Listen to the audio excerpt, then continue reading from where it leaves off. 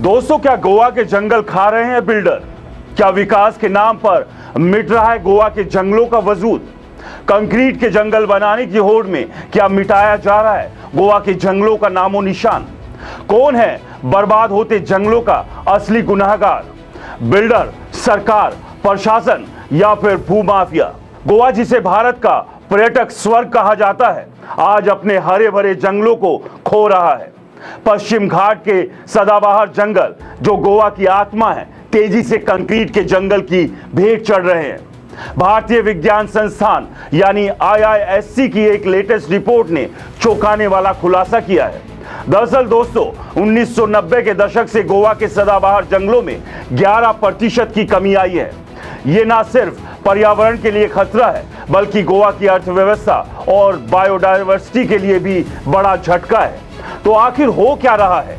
आइए तथ्यों, आंकड़ों और थोड़े तीखे तंज के साथ इसकी पड़ताल करते हैं। दोस्तों, गोवा के जंगल कोई साधारण पेड़ पौधे नहीं हैं। ये हर साल 481 अरब रुपए की सेवाएं देते हैं। कैसे? कार्बन सोखना 56,131.16 गीगाग्राम, जिसकी कीमत 373 अरब रुपए है। पानी संरक्षित करके और बायोडायवर्सिटी को बनाए रखकर ये जंगल गोवा की हवा को साफ रखते हैं, बारिश लाते हैं और टूरिस्ट को वो प्राकृतिक सुंदरता देते हैं जिसके लिए वो गोवा मशहूर है। लेकिन जब बिल्डर बुलडोजर लेकर जंगल साफ करते हैं, तो क्या वो इस खजाने की कीमत समझते हैं या फिर उनके लिए सिर्फ रिजॉर्ट्स और हाईवे की चमक मायने रखती है? IISc की रिपोर्ट बताती है कि गोवा के जंगलों का 11% हिस्सा गायब हो चुका है। देश भर में जंगल सेवाओं का मूल्य 2005 में 2,841 अरब रुपए से घटकर 2019 में 1,835 अरब रुपए हो गया। 35% की भयानक गिरावट। गोवा के जंगल उत्तर कन्नड़ 456 अरब रुपए प्रति साल से थोड़ा ज्यादा वैल्यूएबल है, लेकिन हिमाचल प्रदेश जहां 1,066 अरब रुपए और अरुणाचल प्रदेश 1,518 अरब रुपए से पीछे है। सवाल यह है कि जब जंगल इतना कीमती है, तो उसे बचाने के लिए ठोस कदम क्यों नहीं उठाए जा रहे? क्या सरकार और प्रशासन को सिर्फ टूरिज्म और इंफ्रास्ट्रक्चर की चिंता है? गोवा में रिजॉर्ट्स, होटल और लग्जरी विला बनाने की होड़ मची है।